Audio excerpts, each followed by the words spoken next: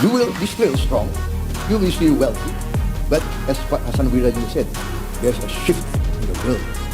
Indonesia appeal to the US to do more to stop the atrocities in Gaza.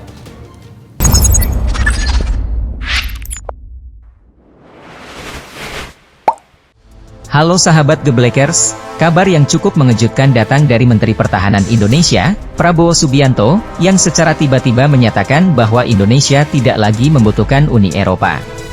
Pernyataan ini disampaikan oleh Prabowo saat sesi tanya-jawab usai pidato mengenai arah politik luar negeri Indonesia di Gedung Center for Strategic and International Studies pada 13 November 2023. Prabowo awalnya mengakui kekagumannya terhadap peradaban Barat dan nilai-nilai yang dijunjungnya, seperti keadilan, persamaan di depan hukum, dan hak asasi manusia.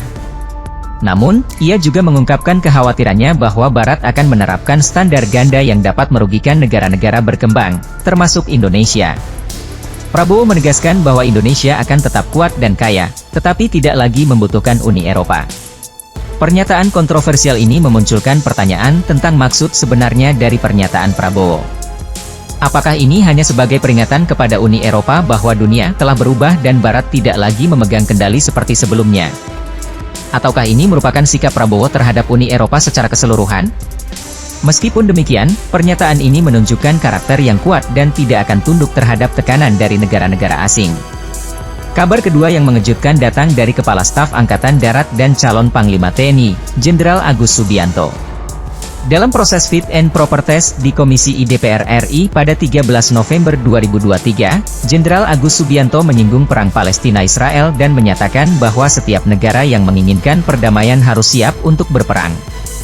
Ia menekankan pentingnya kesiapan perang sebagai bagian dari visi dan misinya sebagai calon Panglima TNI. Jenderal Agus Subianto mengutip istilah Latin, si vis pacem para bellum, yang berarti, jika menginginkan perdamaian, bersiaplah untuk perang. Ia juga menyinggung konflik antara Rusia dan Ukraina sebagai contoh bahwa konflik bersenjata dan perang terbuka dapat terjadi kapan saja dan dialami oleh negara manapun. Pernyataan ini menegaskan pentingnya kewaspadaan dan kesiapan Indonesia dalam menghadapi situasi geopolitik global saat ini. Kabar ketiga datang dari Presiden Indonesia, Joko Widodo, yang telah bertemu dengan Presiden Amerika Serikat, Joe Biden. Dalam pertemuan tersebut, Jokowi menyampaikan harapannya agar kemitraan antara Indonesia dan Amerika dapat berkontribusi terhadap perdamaian global. Ia juga mengajak Biden untuk menghentikan konflik dan kekejaman yang terjadi di Gaza, Palestina. Jokowi menekankan bahwa gencatan senjata adalah suatu keharusan demi kemanusiaan. Seruan Indonesia kepada Amerika Serikat ini merupakan bagian dari upaya negara-negara Islam dan Liga Arab untuk mendorong Amerika Serikat untuk lebih intensif dalam menangani konflik Israel-Palestina.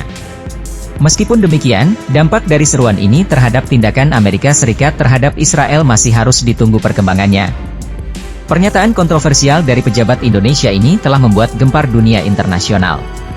Pernyataan Prabowo Subianto tentang tidaknya Indonesia membutuhkan Uni Eropa, pernyataan Jenderal Agus Subianto tentang kesiapan perang, dan seruan Presiden Joko Widodo kepada Amerika Serikat untuk menghentikan kekejaman di Gaza, Palestina, semuanya memiliki dampak yang signifikan dalam situasi geopolitik global saat ini.